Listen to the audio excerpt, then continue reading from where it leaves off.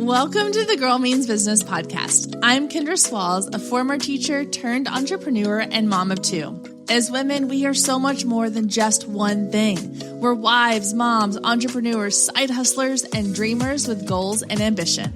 On this podcast, we'll talk about everything from juggling family, work, and fun to making your dreams a reality through simple, effective marketing strategies, all designed specifically for the busy mom who doesn't have a lot of extra time.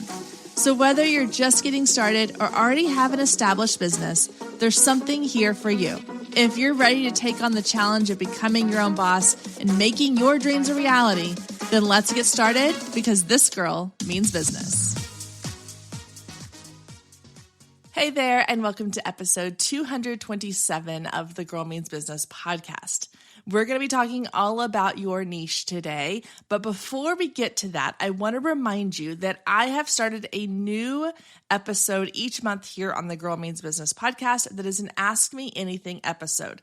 I will be adding these in at the end of each month, and you can get your question added in by going down to the show notes and clicking on the Ask Me Anything link. So the way this works is I've created a form that you can fill out and you can ask me your most pressing questions about your business, something you're struggling with, something you don't understand.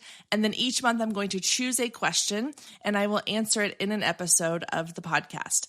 If your question gets chosen, you will receive a free Instagram audit, which is valued at around $150.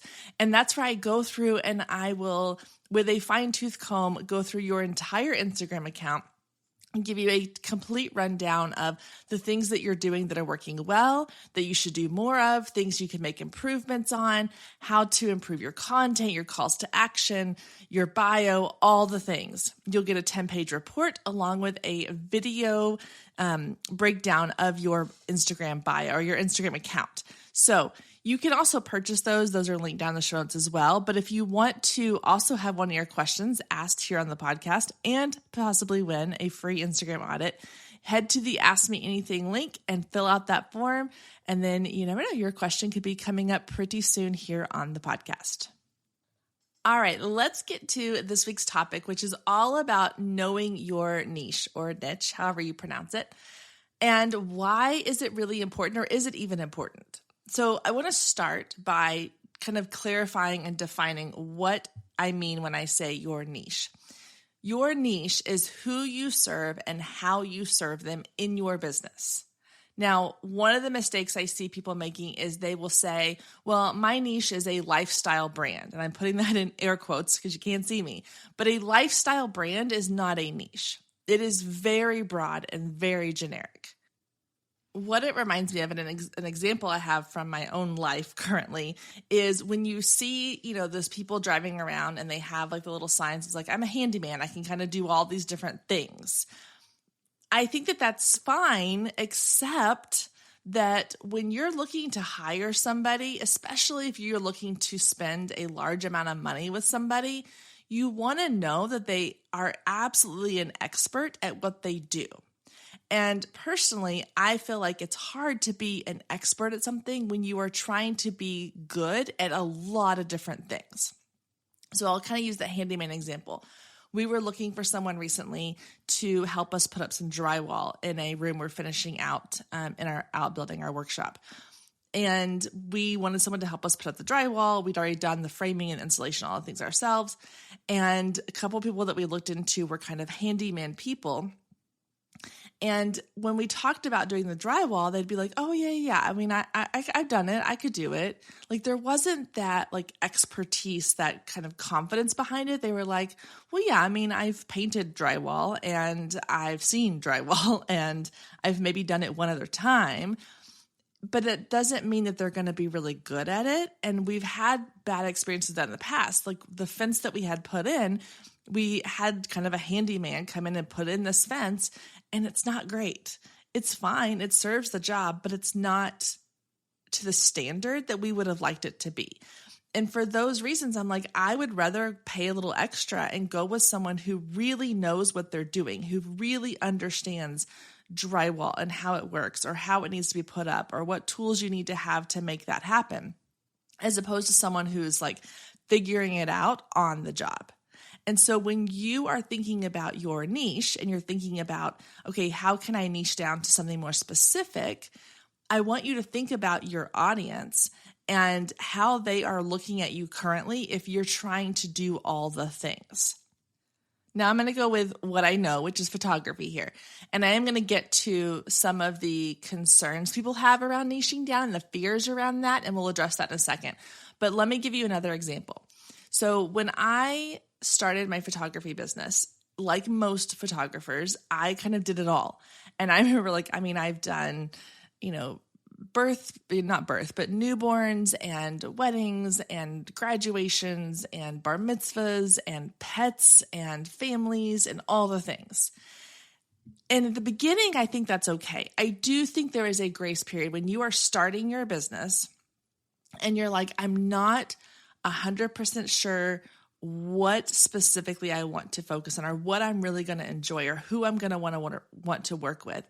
That's okay. Give yourself that grace period. But if you're a couple of years into your business and you still haven't niched down, then now is the time to do that. You need to be doing that because the more specific you get, the more likely you are to attract the people that you want to work with. So let's now address the fear, the concern that a lot of people have when it comes to niching down, which is, well, what if I niche down and then I miss out on getting to do these other things? There are so many people that are like multi-passionate entrepreneurs who are like, well, I really love this, but I also like doing this, or I'm really good at this, but I really like doing this. How do I niche down? So let me give you an example when it comes to photography. I decided years ago to niche down to specifically weddings. That was going to be my niche. I was a wedding photographer. So everything I branded myself as was a wedding photographer. My website was wedding photography. My, marketing materials were all wedding photography. When I had my title on something, it was wedding photographer. That was the specialty that I did. I got really good at understanding how to work with brides and couples and shoot weddings and all the things that go into, capturing that special day. But here's the thing. Even though everything in my marketing was wedding specific, I was still getting on a regular basis inquiries from people asking me about family sessions or maternity sessions or high school senior portraits or, hey, can you come photograph this birthday party that we're throwing for my grandfather's 90th birthday or whatever. And so even though my specialty, my niche was weddings, I was still able, if I wanted to take on these other things on the side, but I didn't advertise them. I wasn't out there actively promoting like, hey, yeah, I'll come photograph your, 90th grandpa's birthday party. Or I wasn't out there saying every fall, like, hey, I'll come do family sessions for you. Now, was I maybe quietly sending it out to my email list saying like, hey, all these couples I've done weddings for, hey, now it's time to get like those perfect Christmas card photos for your first Christmas card as a married couple, or your family's growing. You've been, married for a couple of years, you're having kids. Let's do some family portraits.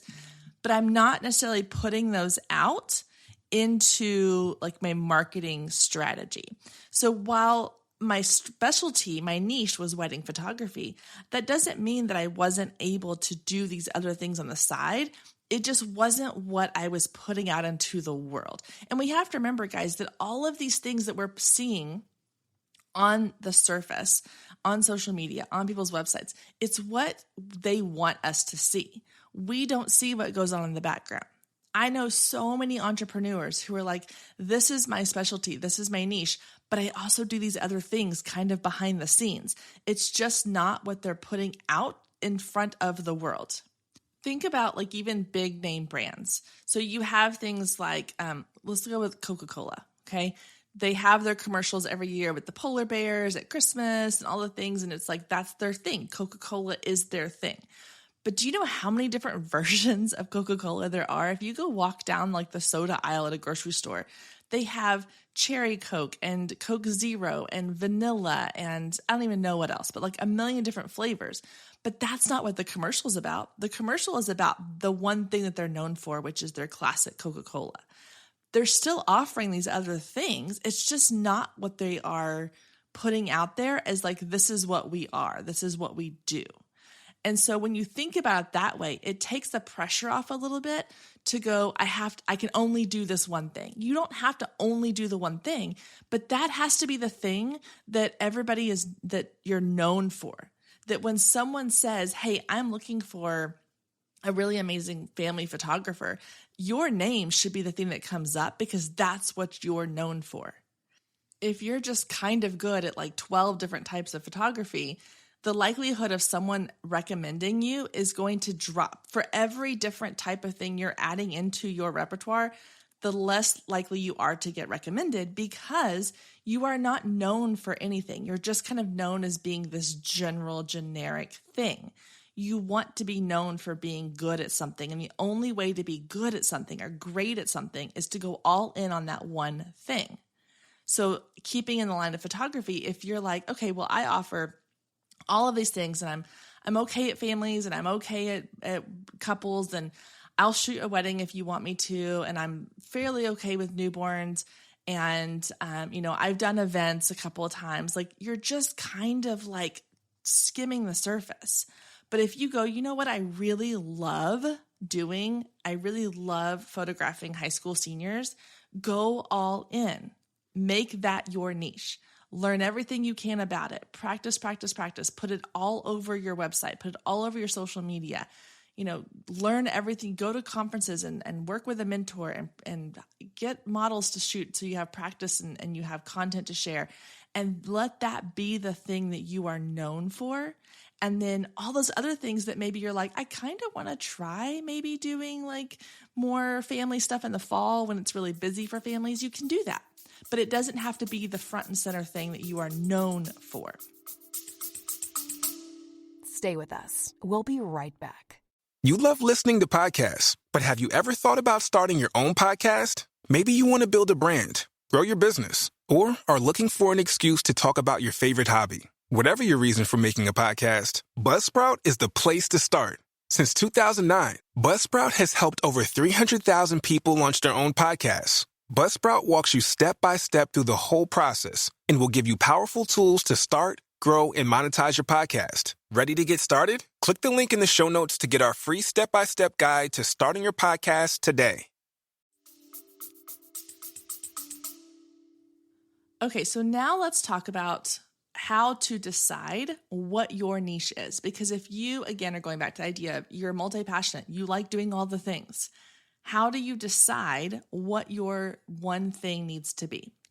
So for me, what I started noticing and what I really paid attention to was how I felt at the end of each session that I was doing. And this can apply to whatever business you're in. So not just photography, but let's say that you are a virtual assistant and you're working with all these different types of clients, or you're a social media manager and you're pulling in all these different types of accounts. Which ones bring you the most joy? Like, I'm not going to go all Marie Kondo on you, but really, which ones bring you the most joy? Which ones do you really get the most excitement out of working with? And then on the flip side, which ones leave you feeling completely drained? Which ones make you go, oh, I don't want to do that job today, or I don't want to get on this call today, or oh, I don't really want to go and work on that client's stuff today because it just doesn't excite me. And not that everything in your business is going to be exciting, but those little key thoughts and feelings are going to help lead you to what your niche should be. So let's say that you are a social media manager and you currently have 5 clients. And those 5 clients include a dentist office, a med spa, a makeup artist, a photographer, and an author speaker. When you are doing the work for those 5 very different clients, which ones bring you the most excitement? If you are starting to realize like, oh, I just dread dealing with like the dentist office. It's not something that gets me excited. I feel like I'm just stuck in this rut of like, I don't really have the best content for them. I don't feel like I'm giving them my best work. But the, makeup artist and the photographer and the author, like I love doing work for them. It brings me so much joy when I finish meeting with them. I'm like energized. I feel like I always have ideas to share with them. Then that right there is a sign of the direction you need to be focusing on. And then even within those 3 things, makeup artist, photographer, and author, those are all creative industries. Those are all kind of considered like artist industries. you can get even more specific. You can say, hey, I want to be a social media manager for creatives, which is still a little bit broad. Or you can say, I want to be a social media manager for makeup artists, because I really love working with those. I feel like there's so much, education that can happen. There's so much like content we can create. I get so excited like working with those specific, ones. And that doesn't mean you can't, again, bring in a couple other clients to help pay the bills. But when you start saying, I am a social media manager for makeup artists, again, you become known for this thing. And now when a makeup artist is looking for a social media manager to help them, they're going to be more likely to choose you because you have said, I understand your industry. I'm not just here to give you generic social media content. I understand the makeup industry. I understand your business. I work with a lot of people who do what you do, and I see what works for your industry, and I can help you achieve success in that area. Another thing that really helps with honing in on your niche is to put yourself into the shoes of a client. And I want you to think about just in your daily life. Okay. I talked about my examples earlier on with, hiring a handyman. We've had this happen with a lot of different things, like even doctors. I prefer to go somebody who specializes in something. If I have, injured my foot, I'd rather go to someone who specializes in that as opposed to just like going to, an urgent care where they just kind of generalize and everything. They're not going to be able to give me the specialized care that I actually need. And so think about all the times that you've been like, okay, I need X, Y, or Z. Where am I going to go? Well, if I need cookies made, am I just going to go to someone who makes cakes and say, hey, can you make me some cookies? They can probably do it, but it's not going to be as good as someone who like specializes in, hey, I make these specific types of cookies where the really decorated ones. You're going to want to go somebody who makes those specifically. That's their niche, is those decorated cookies. If I want an elaborate 3-tier, cake, I'm going to go to someone who specializes in cakes. If I'm going out to dinner with my husband for a date night and we want steak, we're going to go to a nice steakhouse. I'm probably not going to go to Chili's and order, a steak for a date night because that's not what they specialize in. I want to go somewhere that's what they do. They do that one thing and they do it really, really well. That is what having a niche does for your audience. So when you start looking at it from a buyer perspective and you think, oh yeah, I do this. As a consumer, I look for someone who specializes in things. I tend to go to places who are really good at this one thing. If I wanted a really good pair of running shoes, I'm not just going to go up to Academy and pick the most, the best looking ones. I'm going to go to a running store and have them help me find the best shoe because that's what they do. They know running shoes. Those little things that we do that we may not really even think about a lot of times, those are all key things that our audience is doing as well. So when you put yourself into that position of, well, if this is how I'm consuming, if this is how I'm making decisions about buying something or working with someone or hiring someone, my audience is probably doing the same thing. And so by niching down, you are helping to make their decision even easier because they know that you are an expert at what you do, and it's a no-brainer once that's the case. Another question I get a lot when it comes to working on, niching down to your specific thing is, what if I do this and then I realize it's not really what I want to do? Here's the beauty of running your own business. You can change at any time. You can evolve. You can tweak. You can go in and you can adjust things. It is not like something written in stone. It's not like you're saying, I declare that I am going to be a social media manager for makeup artists only for the rest of my life. Okay. There's nowhere that you have to go and declare that and they stamp a paper saying this is what you're doing now. It's a decision you're making and it can change. Throughout the course of my photography business, I niched down to a wedding photographer. And then I really fell in love with boudoir photography. And so once COVID hit and weddings kind of tapered off, and I was already kind of phasing them out anyway, I niched down to a boudoir photographer. And then I fell in love with personal brand photography and I started niching towards that. It has evolved over the 12 years I've been doing photography. I did not start out as saying I'm going to specialize in X, Y, or Z, and it stayed that way. Some people do, and that's amazing. But I want to say that you have permission to evolve and change. But when I was able to say I'm a wedding photographer, I booked a ton of weddings.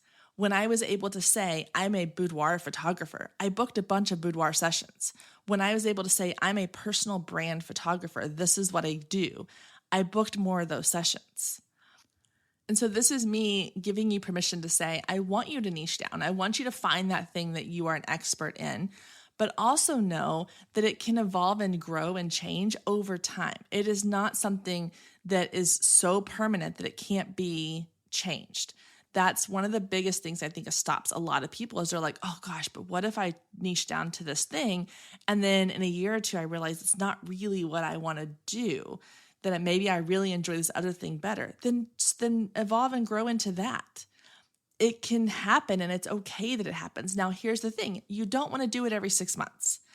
There is I don't even know what you call her, influencer, I guess, that I follow on Instagram. And I use word follow loosely because I really just follow her to watch the chaos. But in the 4 years I have followed her, I think she has been probably 12 different things. And it's one of those things where it's like, oh, okay, well, today she's this, and next week she's going to be that. And then 3 months from now, she's this thing, and she's promoting this thing. And it's so chaotic that it's like, I don't really know what you do. I don't really know what you have to offer me because you're just jumping from one thing to the next. You don't want to do that. You do want to have this is what I do. And then if it evolves and it grows and it kind of changes into this other thing, that's totally fine. But you don't want to do it so often that your audience is confused. You also don't want to do it so often that you are switching audiences every so many months, because if I'm shooting weddings and then all of a sudden I switch to personal brand photography, those are two very different audiences. And so if I'm constantly switching my audience around, it's hard to get my messaging across, which is also why niching down is so important, because if you are trying to speak to 7 different audiences, it's hard to get your clear messaging. When you're speaking to just one audience, it's really easy to get your messaging very, very clear. So I know I've kind of been a little over the place today. This episode it's just kind of one of those this is something I want to talk about. I feel passionate about. I wanted to get it out here to you, but it is a little scattered, so I apologize. If you want something a little more structured, I do have a workbook that you can download. It will be down in the show notes. It's called the Know Your Niche Workbook. I believe it's 16 or 17 pages. It walks you through exactly kind of how to figure out what it is that you are passionate about, what it is that you're really good at, what it is that makes you happy and excited. And it gives you some little tasks to do, some little challenges to do. It is definitely something you can print off and fill in the blanks. There's lots of space for you to write things out and brainstorm and go through the exercises that are in there. And it will help you to kind of refine and refocus on what it is that you should be doing in your business, what niche you should be focusing on. And then if you need help beyond that with, okay, I've been doing this, I want to niche down to this, how do I make that transition?